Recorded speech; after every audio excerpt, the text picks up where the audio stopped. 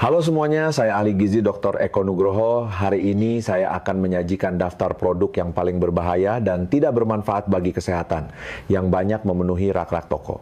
Pastikan Anda menonton video ini sampai selesai dan periksa apakah Anda mengonsumsi produk-produk berbahaya ini. Namun, sebelum saya membahasnya, saya punya satu permintaan untuk Anda. Saya bekerja keras agar pengetahuan yang saya sampaikan dalam video-video di kanal Energi Usia Emas ini selalu yang terbaru dan memiliki tingkat kualitas substantif tertinggi.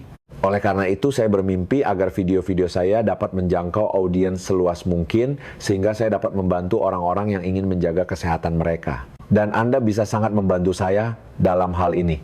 Cukup klik tombol subscribe di bawah video ini, lalu klik icon lonceng yang akan muncul di sebelahnya.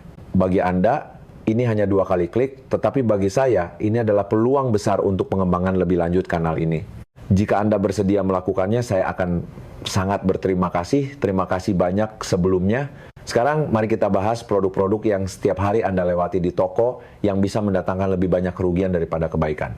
Meskipun saya percaya bahwa dalam pola makan yang sehat ada tempat untuk segalanya, bukan berarti kita bisa mengonsumsi beberapa produk tanpa batas. Saya akan mulai dengan minuman manis baik yang berkarbonasi maupun tidak berkarbonasi.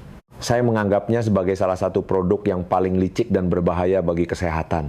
Licik karena rasanya enak, terasa seolah-olah menghilangkan dahaga, dan terkesan tidak berbahaya. Karena, apa salahnya dengan air berwarna? Selain itu, kita tidak merasa terlalu kenyang setelah meminumnya, yang membuat kita bisa minum 1 hingga 2 liter sehari. Bahan terburuk dalam minuman manis tentu saja adalah gula, atau lebih tepatnya segunung gula. Rata-rata, dalam satu minuman berwarna seperti itu, terdapat 8,10 sendok teh gula per 500 ml, yaitu 1 botol standar atau, jika Anda lebih suka, 2 gelas. Dan jumlah gula yang mengerikan ini tidak hanya berlaku untuk minuman soda yang sudah terkenal buruk. Banyak sekali minuman buah yang tidak berkarbonasi memiliki kandungan gula yang setara dengan minuman berkarbonasi.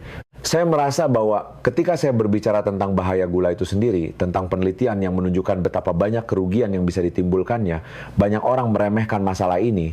Beberapa orang berpikir bahwa jika mereka tidak menggunakan gula di dapur, yaitu tidak menambahkan gula ke teh, tidak menambahkannya ke dalam kue, maka masalah terkait bahaya gula akan hilang. Oleh karena itu, saya ingin menunjukkan kepada Anda bahwa ini adalah pemikiran yang sangat keliru.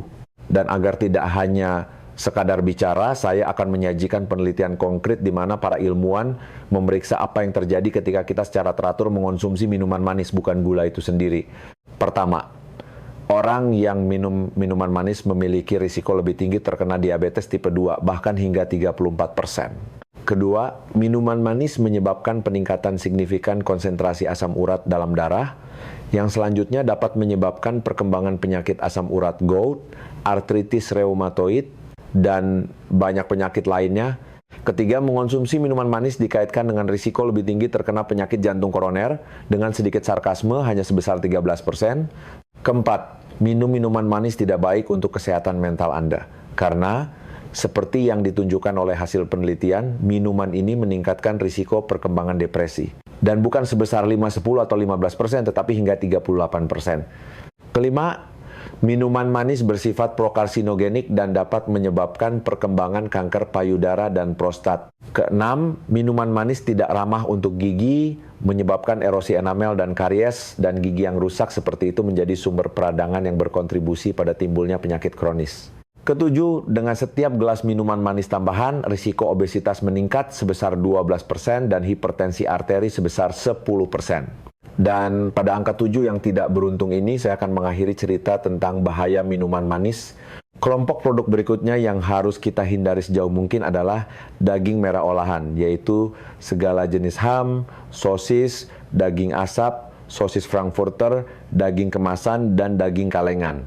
Meskipun saya bukan penentang daging, saya percaya bahwa konsumsi daging dalam bentuk olahan tinggi secara sering, yaitu bentuk yang mendominasi di toko-toko, adalah serangan terhadap kesehatan kita. Mengapa?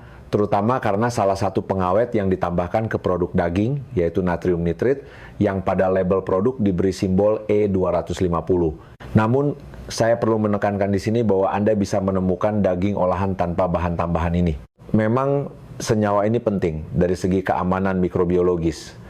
Senyawa ini sangat efektif dalam menghancurkan bakteri Clostridium botulinum yang mungkin terdapat dalam daging dan menjadi penyebab keracunan botulisme. Sayangnya, di bawah pengaruh pengolahan termal, misalnya merebus atau menggoreng, natrium nitrit dapat bergabung dengan senyawa tertentu yang mengarah pada pembentukan nitrosamin yang beracun. Namun daging tidak perlu dimasak agar nitrosamin berbahaya ini terbentuk. Lingkungan asam di lambung sudah cukup dan jadilah nitrosamin telah diklasifikasikan oleh Badan Internasional untuk Penelitian Kanker sebagai senyawa yang kemungkinan bersifat karsinogenik bagi manusia. Sebagai contoh, penelitian menunjukkan bahwa konsumsi nitrat meningkatkan risiko kanker lambung hingga 34%. Di beberapa artikel dan video, saya menemukan informasi bahwa natrium nitrit yang disebutkan tadi berikatan dengan hemoglobin dan akibatnya terbentuklah apa yang disebut methemoglobin. Ini menghalangi ikatan oksigen dengan hemoglobin yang menyebabkan hipoksia jaringan. Akibatnya muncul gejala seperti sesak napas, pusing, dan takikardia. Dan meskipun mekanisme ini memang terjadi, jumlah natrium nitrit dalam makanan terlalu rendah untuk menimbulkan efek ini. Namun mari kita kembali ke daging olahan itu sendiri. Data ilmiah tentang dampaknya terhadap kesehatan sangat mengerikan. Orang yang secara teratur makan daging merah olahan lebih rentan terhadap kanker payudara, kanker usus besar, kanker kandung kemih, dan juga kanker pankreas. Sering mengonsumsi produk daging olahan juga meningkatkan risiko gagal jantung dan penyakit jantung koroner. Produk yang sangat berbahaya bagi kesehatan juga termasuk produk kembang gula dan kue-kue. Dan saya tidak hanya berbicara tentang produk yang praktis, hanya terdiri dari gula, seperti permen, jeli, atau selai dengan pemanis tinggi. Yang sama, jika tidak lebih, berbahayanya adalah produk yang selain gula juga mengandung lemak terhidrogenasi parsial. Sumbernya terutama adalah biskuit, roti manis, donat, wafer koklat, kue kering, dan koklat batangan. Lemak yang disebutkan tadi terbentuk sebagai hasil dari hidrogenasi atau dengan kata lain pengerasan minyak nabati. Proses ini memungkinkan perubahan konsistensi lemak dari cair menjadi padat. Berkat perlakuan ini misalnya, produk kue menjadi lebih renyah dan juga mempertahankan kesegarannya lebih lama. Sayangnya, pada saat yang sama produk tersebut juga menjadi lebih tidak sehat. Atau terus terang saja, beracun bagi kesehatan. Sebagai contoh, mengonsumsi produk yang mengandung lemak terhidrogenasi parsial mendukung timbulnya resistensi insulin dan diabetes tipe 2. Selain itu, lemak ini menyebabkan peningkatan konsentrasi kolesterol jahat LDL dan penurunan kadar kolesterol baik HDL. Dengan mengganggu rasio kedua fraksi kolesterol ini, lemak tersebut berkontribusi pada perkembangan aterosklerosis dan penyakit kardiovaskular. Sayangnya, di banyak negara, termasuk di Indonesia, belum ada kewajiban untuk mencantumkan informasi tentang kandungan lemak terhidrogenasi parsial pada label seperti yang dilakukan untuk garam atau gula. Oleh karena itu, sebagai konsumen, kita tidak memiliki kesempatan untuk memeriksa secara spesifik berapa banyak senyawa berbahaya ini dalam suatu produk. Meskipun ada cara untuk memastikan bahwa lemak ini memang ada di dalam produk. Jika pada label produk dalam daftar bahan yang disebutkan terdapat istilah terhidrogenasi sebagian atau diperkeras sebagian, maka kita bisa yakin bahwa kita sedang memegang produk yang mengandung lemak berbahaya tersebut. Yang pasti juga berbahaya adalah camilan asin. Yang dimaksud di sini adalah stik keju, biskuit cracker, kacang asin, atau keripik kentang. Garamlah yang membuatnya berbahaya bagi kesehatan. Salah satunya karena pada produk-produk ini garam seringkali didampingi oleh lemak terhidrogenasi parsial yang sudah saya sebutkan. Ketika para ahli gizi merekomendasikan untuk mengurangi konsumsi garam, kita biasanya berpikir untuk tidak menambahkan garam saat memasak dan di atas piring. Namun hal itu tidak selalu diperlukan.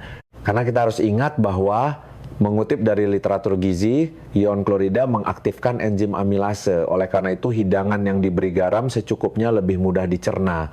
Sumber klorida dalam ransum makanan adalah garam.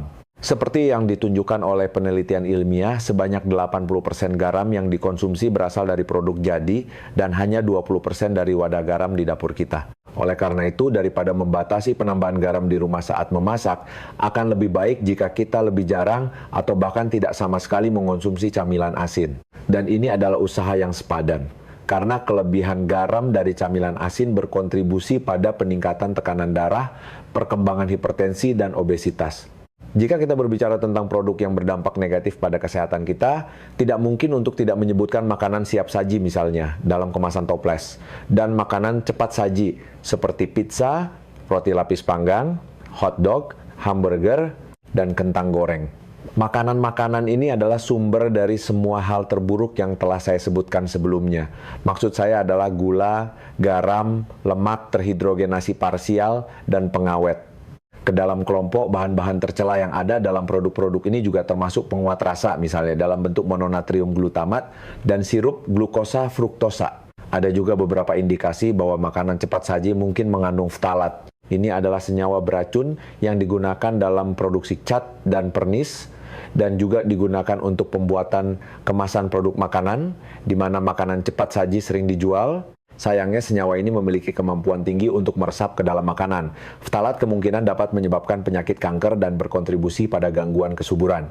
Para ilmuwan telah memperhatikan bahwa orang yang mengonsumsi makanan cepat saji memiliki tingkat ftalat yang lebih tinggi di dalam tubuh mereka. Oleh karena itu, ketika kita bertanya pada diri sendiri, apakah layak makan makanan cepat saji? Jawabannya sudah jelas. Saya tidak ingin menyamaratakan semua produk ini, oleh karena itu di sini saya akan menambahkan bahwa di antara berbagai macam produk ini terkadang Anda dapat menemukan produk dengan komposisi yang cukup baik. Produk tidak bernilai lainnya yang banyak dikonsumsi orang, saya akan masukkan juga sup bubuk instan. Sebagian besar dari produk ini terutama terdiri dari tepung, garam, gula, penguat rasa, minyak kelapa sawit, dan pewarna. Biasanya, sayangnya, di bagian paling akhir dari daftar komposisi, kita akan menemukan sayuran kering dan rempah-rempah. Hal yang sama juga terjadi pada saus salad bubuk. Kemasannya selalu dihiasi dengan grafis yang estetis yang menggambarkan campuran rempah-rempah dan sayuran. Dan di dalamnya isinya sama seperti sup instan. Di urutan pertama dalam komposisi adalah garam, gula, dan seterusnya. Oleh karena itu, jika Anda terbiasa memasukkan produk-produk ini ke dalam keranjang belanja Anda, mungkin ada baiknya memikirkan beberapa perubahan. Sebenarnya, setiap hari bersama dengan makanan, kita memasok senyawa berbahaya ke dalam tubuh. Untungnya, kita dilengkapi dengan usus, hati, dan ginjal yang sampai batas tertentu menetralkan zat-zat beracun ini. Dan selain itu, kita memiliki akal sehat yang harus kita gunakan agar tidak membebani sistem detoksifikasi kita secara berlebihan dengan mengurangi paparan terhadap senyawa yang berbahaya bagi kesehatan. Untuk hari ini itu saja dari saya. Saya mendorong Anda untuk berkomentar dan membagikan video ini. Sampai jumpa di episode berikutnya.